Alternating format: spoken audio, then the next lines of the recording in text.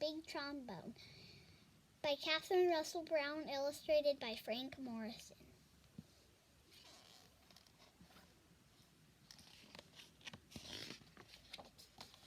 Spread the word, little melba, be sure to listen with something special.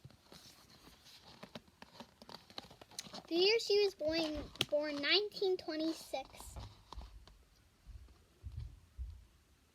The place was Kansas City, where you could hear and reach out and feel the music. The avenues were lined with jazz clubs, street bands, folk harmonizing in every corner. All the hot music makers made sure they had a gig in Kansas City.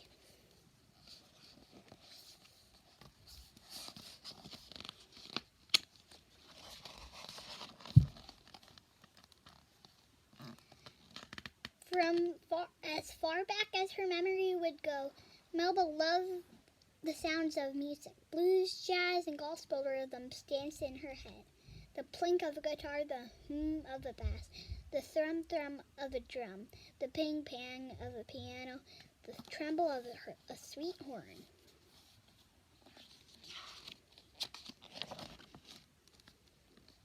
Notes stirred and rhythms bubbled all through the night, all through Melba's home. She couldn't get enough music. Music was always on her mind. She daydreamed about bass and lyrics. Music was on Melba's mind at night, too, when she should have been fast asleep.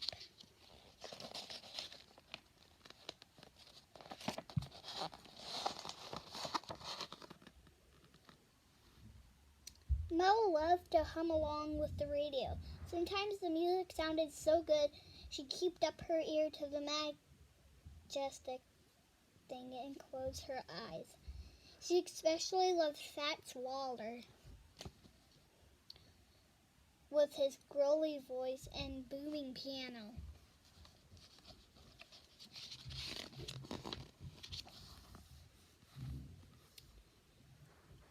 The player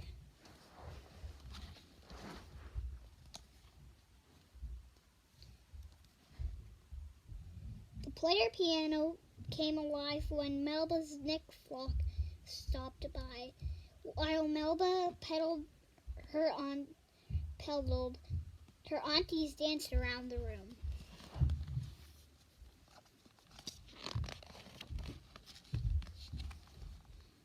With all that music flying by, Melba wanted to create her own sounds. When she was 7 years old, she decided to sign up for music class at school. What instrument could I play, Melba wondered. At the traveling music store, Melba eyed a long, funny-looking horn. That one, she cried. It's beautiful. A trombone, Mama Lucille frowned. It's big, and you're a little girl. Please, Melba begged. Mama Lucille brought the shiny trombone on the spot. She couldn't say no to her only child. Melba beamed from ear to ear and squeezed her new friend.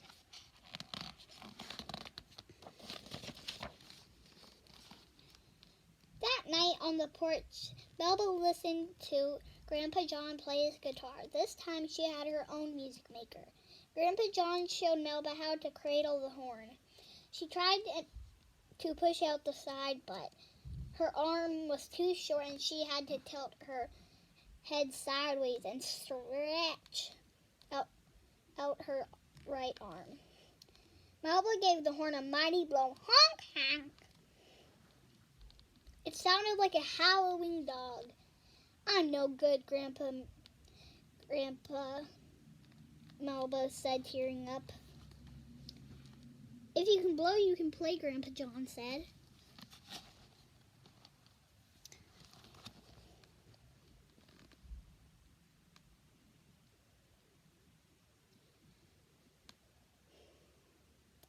Now stand up straight and blow steady.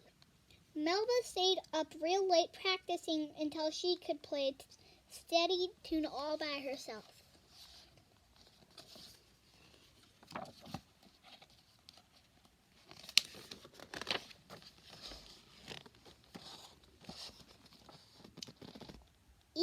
used her keen ear. Teaching herself to play the trombone was no piece of cake. But Melba kept blowing her horn, getting better day by day. The cool brass of the horn felt swell on her fingers. Before long, Melba and her horn were making magic. She was only 8 when the local radio station invited her to play a solo. Mama Lucille and Grandpa John were so proud as they watched little Melba play her big trombone. Hard times hit rock bottom in 1937. That's when Melba and her mother moved to Los Angeles. The long train ride took them 5 states west and worlds away from Kansas City. Melba's new teachers discovered that she was as smart as a whip. Her test scores were so high the principal skipped her up from 6th grade to 8th.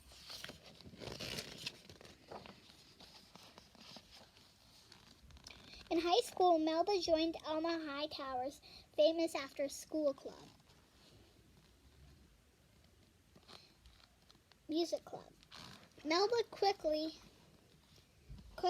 became the star player in the club's band, the Meldick Dots. The other club members struggled to keep up with Melba. Jealous boys called her bad names. She tried not to care, but way down deep, the names hurt. Melba used her horn to turn all those hurt feelings into soulful music.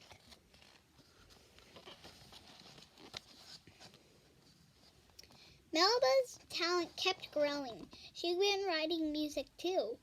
Then in 1953, when she was 17, Melba was invited to the tour of the country with a new band led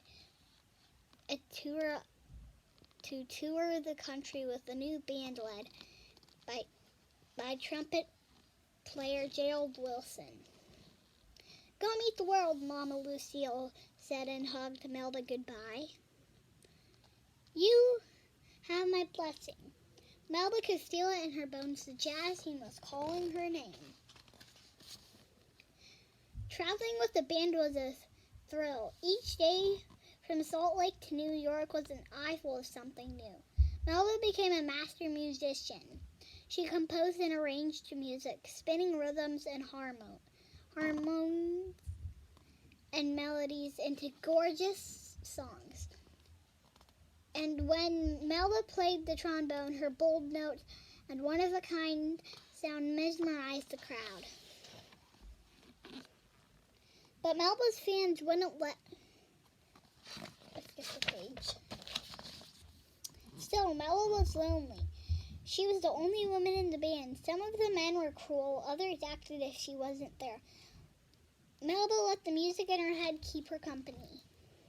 Rough times came when Melba traveled down south with singer Billie Holiday and her band. Some white folks didn't show good manners toward folks with brown skin.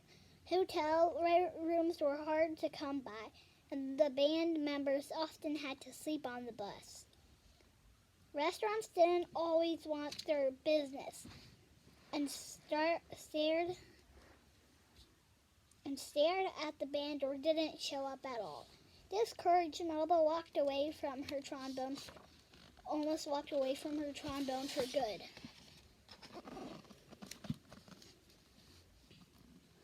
But Melba's fans wouldn't let her quit.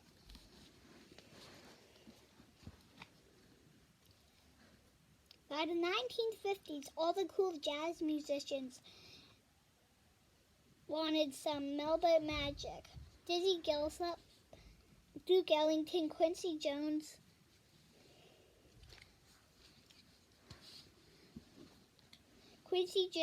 and more.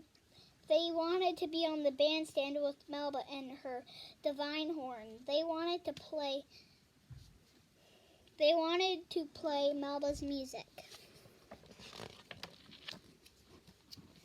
Melba and her music truded around the globe, dazzling audiences and making headlines in Europe, the Middle East, and Asia. All her life, Melba kept composing and arranging music, kept composing and arranging music, kept making her trombone sing. Spread the word, little Melba. Dora to listen was something special.